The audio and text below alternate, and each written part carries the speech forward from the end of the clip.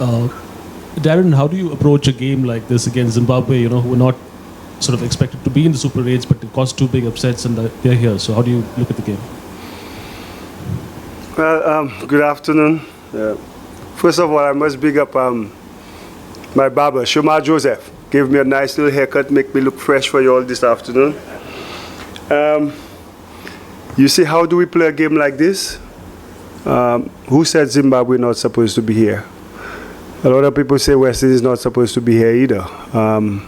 I think when you're in a World Cup, you got to respect every opposition.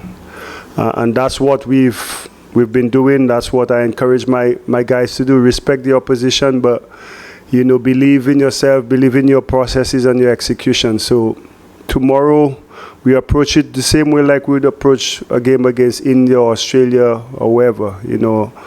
Like us, they are very confident. They are playing some good cricket, and I think I've said it before. T20 is a format that brings teams closer together. There's no clear-cut winner. You got to go out on the day and execute your plans, or else you could lose the match. Coach, this whole proceedings bit, how do you view it as a coach or as a part of the management group? Wouldn't it make better sense if teams are formed and rewarded in terms of placings in the next phase? Look, we play what's in front of us, to be honest. We knew before the tournament what was going to happen, where if we did that, where we were going to be. We just try to control what we can.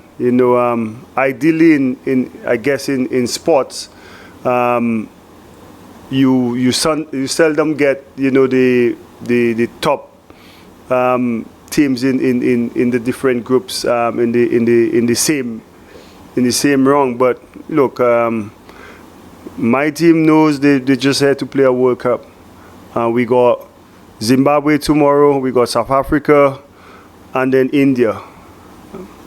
And I think I was here before and I said, these are teams, for us, we got finalists of the last World Cup. If you got to win, you got to play what's in front of you and not take it for granted, not take anybody lightly. If you start to bring in other factors, then it takes you off track on your focus. And for us, our focus is, Zimbabwe tomorrow, and do everything in our power to come out victorious. So down the line, would you want something like this to be addressed? Look, I guess if you take the logistics that comes into it, trying to give, the fans who probably travel, opportunity to plan ahead, ideally. I think the big thing for most people is, they would be saying, oh, West Indies came out of the group, oh, Zimbabwe came out of the group. That means somebody they seeded did not come out. Zimbabwe did what they had to do. If we were not seeded or so, and I saw this person is going to play there, that gives me motivation. And I'm pretty sure Zimbabwe, looking at that group there, gave them motivation and inspiration to come out and play the way they've played. So, but I do understand from the logistics standpoint, trying to give the fans, the surety, whatever flights, wherever is, that's not my field. If you ask me about, power play and these things, I could probably answer you in a better manner. Coach, how's Romario pulling up? Does he have a chance to play out there tomorrow? Yeah, he practiced well yesterday. Bowled quite well, hit the ball very, very cleanly. The good thing for us is everybody is available for selection. Going into the Super 8, that's what you want. So I'm glad to know and happy to know that all my soldiers ready to go out to war. Coach, have you been planning for the tall Zimbabwe fast bowler, Blessing Muzawani? And secondly, what what does Zimbabwe coming here in Super 8s for the first time mean for the growth of world cricket and for for a smaller team to be there? We plan for every single player, not only him. He's an X factor, and like I said earlier, you got to respect their position. We know the threat they bring against us, but we also know, what we have to do in order for him not to be threatening against us. This tournament, I think we had 20 teams. If you watch, how, especially in our group, I think everybody won a game. The associate teams have really pushed the full members. So it says that the game is growing, especially in that shorter format, that, one person could actually, a brilliant inning could actually impact the game on winning or losing. These guys have played well, and Zimbabwe missing out the last World Cup, I think, they led well. Sikandar very confident, and he leads by example. And they got 6 fans in the stands. That sounds like 1 million.